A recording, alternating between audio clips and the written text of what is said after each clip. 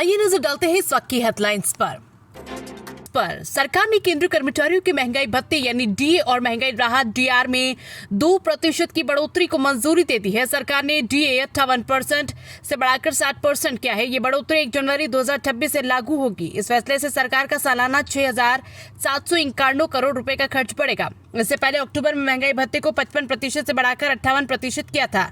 पिछला रिवीजन 1 जुलाई 2025 से प्रभावी माना गया था, जिसका भुगतान एरियर के साथ किया गया था।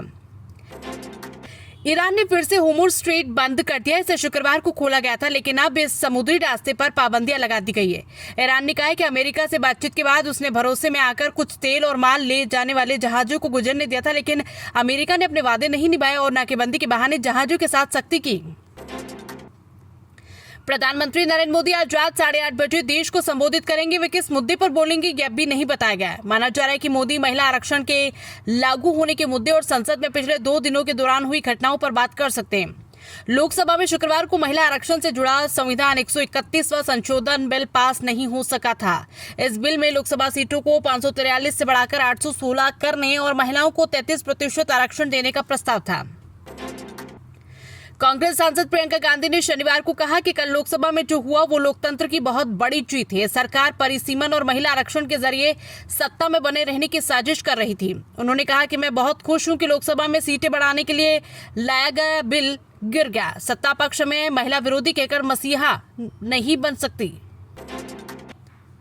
यूपी का बांदा एशिया में सबसे गर्म पारा 45.4 सेल्सियस पहुंचा। ओडिशा छत्तीसगढ़ में कई स्कूल बंद। मध्य प्रदेश छत्तीसगढ़ समेत 10 राज्यों में 4 दिन का लू अलर्ट।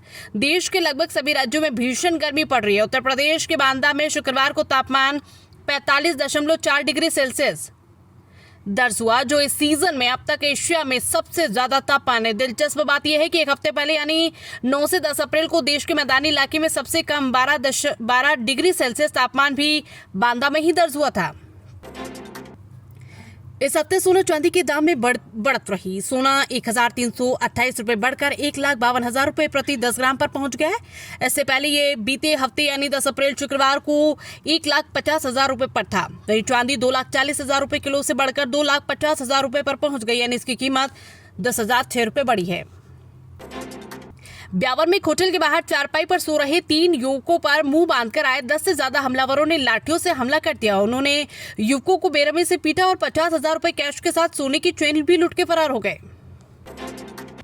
यूपी में सीजन का सबसे गर्म दिन पारा 45.4 डिग्री सेल्सियस। स्कूलों की टाइमिंग बदली, चलती बाइक में आग लगी, हाथी को बार बार नहलाया जा रहा है। यूपी में भीषण गर्मी पड़ रही है। पारा 45 डिग्री सेल्सियस के पार पहुंच गया है। शनिवार सुबह ज्यादातर जिलों में तेज धूप है, गर्म हवाएं चल रही है। शुक्रवार को बांदा का तापमान 45.4 डिग्री सेल्सियस रिकॉर्ड किया गया। पूरे देश में सबसे ज्यादा था। पिछले साल अप्रैल के आखिरी हफ्ते यानी 27 अप्रैल को पारा 45 डिग्री सेल्सियस के पार पहुंचा था, यानी इस बार 10 दिन पहले से ही गर्मी सख्त तेवर दिखाने लगी। ग्वालियर में इंस्टाकार्ट का डिलीवरी बॉय 21 जनवरी से लापता है। वो 28 पार्सल लेकर निकला था, लेकिन शाम तक नहीं लौटा। ऑफिस में उसका बैग और शिपमेंट मिले हैं। जांच में सामने आया कि उसने 16 पार्सल डिलीवर किए थे।